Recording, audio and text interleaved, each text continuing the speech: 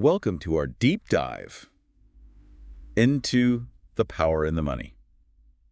You know, the epic clashes between commanders-in-chief and the titans of industry by Tevi Troy. It's a fascinating book. Oh, it is. It really is. It really gets you thinking about, the impact these figures have had, not just on industries, but on like the whole nation, It's pretty amazing. the scope of their influence and how these relationships have evolved over time. And they have evolved. Oh, absolutely. From that kind of hands-off approach in the early days to, the scrutiny we see now. It's really a story full of power struggles, alliances, and, these behind-the-scenes moments that make history so intriguing. Oh, it is. Like a real-life drama unfolding, except the stakes are incredibly high. Exactly. And, it all starts way back with the Gilded Age. Oh, yeah. J.P. Morgan, John D. Rockefeller. Mm. These guys practically built empires. Titans of their time. What was their relationship like with presidents back then? Was it a different world back then? Laissez-faire economics, government stayed out of business affairs. Right. Imagine J.P. Morgan, the financier who bailed out the U.S. Treasury during the Panic of 1907. Just casually chatting with the president about funding a house for former President Ulysses S. Grant.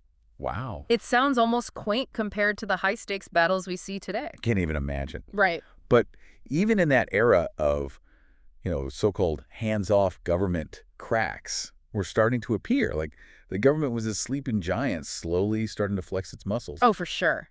And nobody felt that shift more than John D. Rockefeller. Oh, interesting. You've got this guy building Standard Oil into this massive entity, practically controlling the oil industry. And at first, he just dismisses public relations completely. Like, he thought he was untouchable. People really thought of John D. Rockefeller, who's going to tell me what to do. Exactly. But then public opinion started turning against him, fueled by these muckraking journalists and growing concerns about monopolies. Makes sense. And remember, this is the era of Teddy Roosevelt, the trust-busting president, who wasn't afraid to go after big businesses. Right. The government eventually broke up Standard Oil in 1911. It was a landmark moment, showing that even the most powerful figures weren't immune to government intervention. It's like a classic case of hubris, underestimating the power of public perception and that shifting political landscape. Absolutely. And his experience became a cautionary tale for future CEOs. I bet. It highlighted the need to engage with the government, shape public opinion, and understand that operating in a vacuum was no longer an option. Right. Times were changing. Yeah, they were. But then you have someone like Henry Ford who seemed to relish going against the grain. Oh, yeah. He wasn't afraid to challenge presidents head-on, was he? No, he was a fascinating character, a true innovator, and as you said, a bit of a rebel. During World War I, he clashed with President Wilson over his staunch anti-war stance. He even financed this elaborate peace ship to try to end the war. Wait, the peace ship? Mm-hmm. He literally set sail on a mission to broker peace. He did. It was this grand gesture fueled by Ford's idealism. Wow. But it ultimately ended up being a public relations disaster. The mission failed, and Ford's reputation took a hit. Wow. It's an example of how even the most brilliant minds can stumble when they underestimate the complexities of global politics. That's for sure. But Ford was also a savvy businessman. Didn't he eventually realize that sometimes you need to play the game, even if you don't like the rules? He did. During the Great Depression, Ford shifted his approach. He met with both Presidents Hoover and Roosevelt, offering his ideas on how to revitalize the economy. He even agreed to raise wages at Ford Motor Company, showing a willingness to compromise and work with the government, even when he initially disagreed with their policies. So we're starting to see a pattern here. Even these titans of industry, who seemed larger than life, couldn't operate entirely on their own terms. Right. They had to adapt to changing times, learn to navigate the political landscape, and sometimes even make compromises. It's a dance. It is. And as we move into the 20th century, this dynamic becomes even more pronounced. Yeah. Oh, absolutely. Okay, so we've talked about the industrial giants. But what about the media moguls? How did they wield their power and influence presidents? That's where things get really interesting. We have figures like Henry Luce, the founder of Time magazine. He practically invented the modern news magazine. He had this deep admiration for Teddy Roosevelt. Oh, interesting. And you can really see that influence in his career. Luce believed in the power of the press to shape public opinion, and he wasn't shy about using Time to promote his own political viewpoints. He actually tried to sway elections through his magazine. Wow, talk about wielding power. He did. He even backed Alf Landon against FDR in 1936, which, as we know, didn't go so well for Landon. But it shows you how Luce saw himself, not just as a journalist, but as a kingmaker, someone who could influence the course of history. That's fascinating. He had this clever tactic called the breakfast technique. A breakfast technique, what was that all about? Time magazine would describe the breakfast routines of political figures in great detail. It seems a bit odd, but it was a way to humanize these powerful figures, to make them relatable to readers. And it subtly showcased Time's access to them. Like, hey, we're so connected we even know what the president eats for breakfast. Yeah. Clever. But speaking of powerful women in media, Katharine Graham, the publisher of the Washington Post. Oh, absolutely. She was in a league of her own, wasn't she? She was. She inherited the Washington Post from her father and faced incredible pressure during the Vietnam War and Watergate. I can only imagine. Think about it. This was a time when women in positions of power were rare, especially in the media industry. So true. But Graham didn't back down. She made the courageous decision to publish the Pentagon Papers, defying the Nixon administration and solidifying the Washington Post's position as a major player in political journalism. That was a defining moment, not just for the Washington Post, but for Graham's career. Definitely. It takes guts to stand up to a president, especially during such a turbulent time. It does. And her willingness to challenge the government set an important precedent for investigative journalism and showed the world that a woman could not only run a major media outlet, Right. but also shape the national conversation. It's inspiring. So we're seeing the power of the media growing alongside the power of these CEOs. It's becoming a more intricate dance with multiple players trying to lead. It is. And as we move into the latter half of the 20th century, this dance gets even more complicated with the rise of Hollywood and later the tech industry. Which brings us to the Warner Brothers and Lew Wasserman. These were Hollywood giants who understood the power of storytelling both on screen and off. Did they get involved in the Washington power game too? They did, and they played it masterfully. The Warner Brothers were close to President Hoover, particularly during the Great Depression. They even used their films to promote certain political viewpoints. Imagine that, Hollywood shaping public opinion through entertainment. It's a strategy that continues to this day. Hollywood and politics. It's a fascinating mix. Yeah. It's like they're both in the business of influencing hearts and minds. But what about Lew Wasserman? Right. He was known for his shrewd business sense. Well, yeah. Did he dabble in politics too? He did, but it was a journey for him. Initially, he tried to stay out of Washington's spotlight. Then came a major antitrust defeat, and he had a realization he needed to be in the game, not just watching from the sidelines. So he transformed himself from a Hollywood power broker into a Washington insider. Did he have a knack for it? He became remarkably good at it. He mastered the art of political fundraising and cultivating access. He was a trusted advisor to presidents like Lyndon Johnson and even Ronald Reagan, using his influence to shape policies that benefited the entertainment industry. It's a reminder that sometimes the people pulling the strings aren't the ones you'd expect. It sounds like a Hollywood ending, except it's all real life. So far, we've seen how this relationship between CEOs and presidents has shifted from a hands-off approach to this intricate, intertwined dance. What happens next? Well, that's where the tech industry bursts onto the scene and things get really interesting. Ooh, I can't wait to unpack that. We'll have to save that for next time. All right, last time, we left off with the rise of Hollywood and its influence in Washington. Now let's jump into the world of tech, Okay. where things get really fascinating, right? Absolutely. Yeah. You know the saying, software is eating the world? Well, software also started eating its way into the power dynamics of Washington. I like that. And Bill Gates, the co-founder of Microsoft, was leading the charge. He's practically the John D. Rockefeller of the digital age. Interesting comparison. They both built empires, faced government scrutiny, Right. and had their companies challenged. Yeah? But I have a feeling Gates played the game a bit differently than Rockefeller, didn't he? He did. Gates understood the power of public image from the very beginning. Yeah. He leveraged his philanthropic work through the Gates Foundation. Right. Not just to give back, but also to shape public perception and influence policy discussions. He was thinking long-term, wasn't he? Building a legacy that went beyond just profits and market share. It's almost like he learned from Rockefeller's mistakes, Aye. recognizing that you can't ignore public opinion, especially when you're at the helm of such a powerful company. Exactly. He saw the writing on the wall and engaged with Washington early on, building relationships on both sides of the aisle. Smart. Even when Microsoft faced that massive antitrust lawsuit from the Clinton administration, Gates managed to maintain a certain level of access and influence. He understood that in Washington, relationships are everything. It's a delicate balancing act, though, isn't it? Being a captain of industry while also needing to work within the system, trying to shape it to your advantage. It is, and it's a challenge that continues to this day with figures like Mark Zuckerberg and Elon Musk. Oh, yeah, for sure. It's almost as if they're writing new chapters in this ongoing saga of power and influence. Speaking of tech giants, let's talk about Steve Jobs.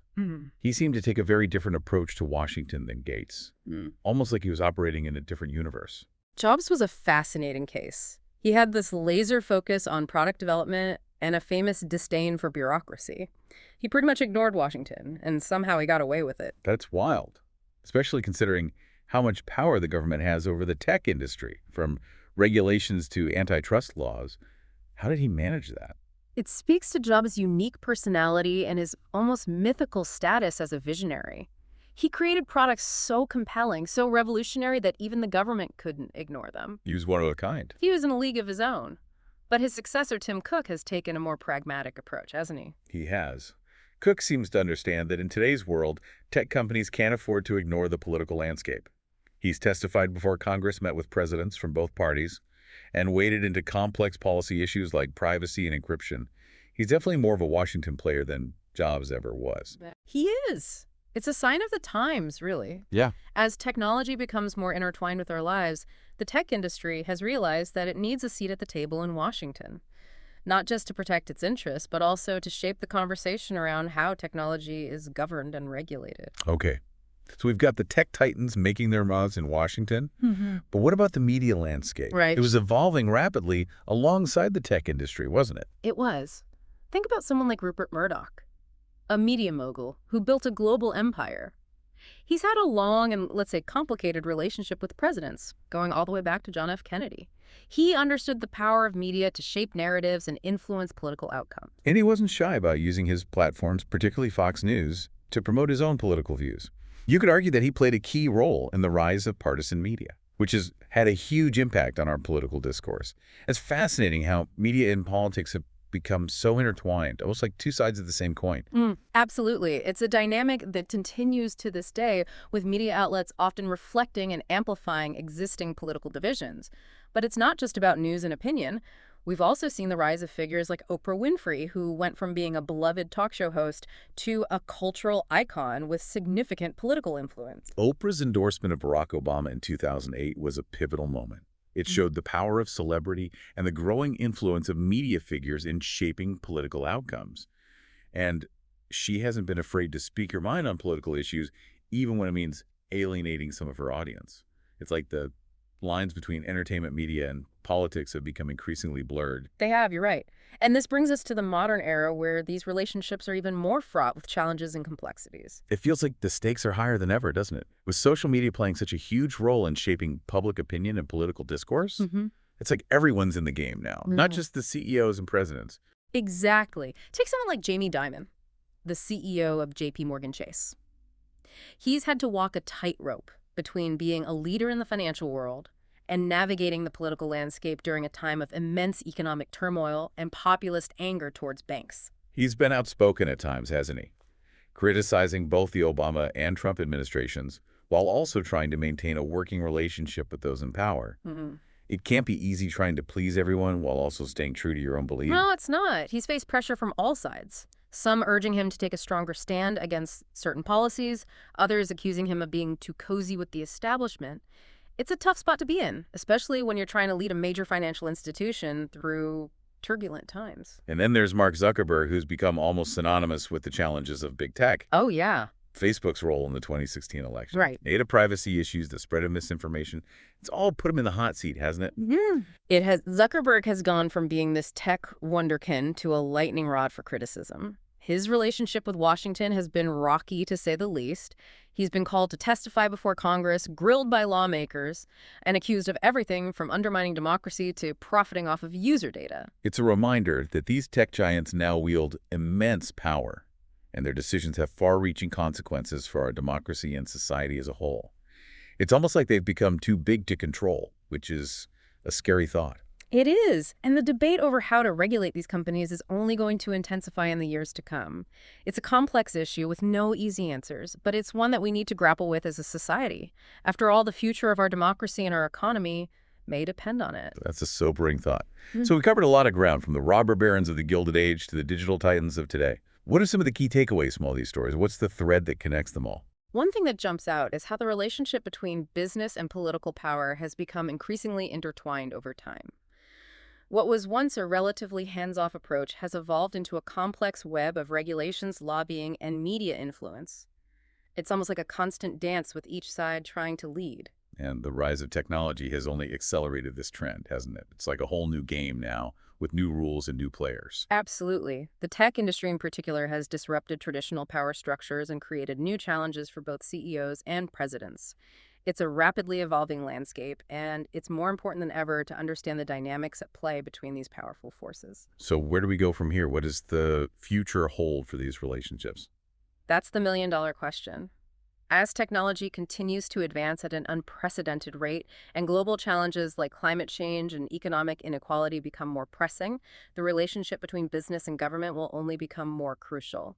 It's a time of both great opportunity and great uncertainty. It'll be fascinating to see how the next generation of CEOs and presidents navigate these complex waters.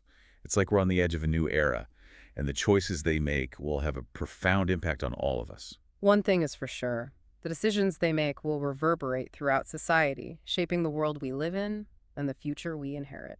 That's a powerful thought. We'll have to delve into that more next time. So last time, we were talking about how this relationship between CEOs and presidents, it's evolved into this complex dance of power and influence. And it feels like in recent years, the stakes have just gotten higher, haven't they? They really have. The 21st century has thrown some curveballs that no one could have predicted. Think about the 2008 financial crisis. It was a moment that exposed the fragility of the entire system and put a spotlight on the deep connections between Wall Street and Washington. And right in the thick of it was Jamie Dimon, the CEO of JP Chase. He found himself at the center of that storm, didn't he? Making decisions that had repercussions for the entire country. Dimon was initially hesitant to accept government bailout money. He's a proud guy, and the idea of a bailout didn't sit well with him.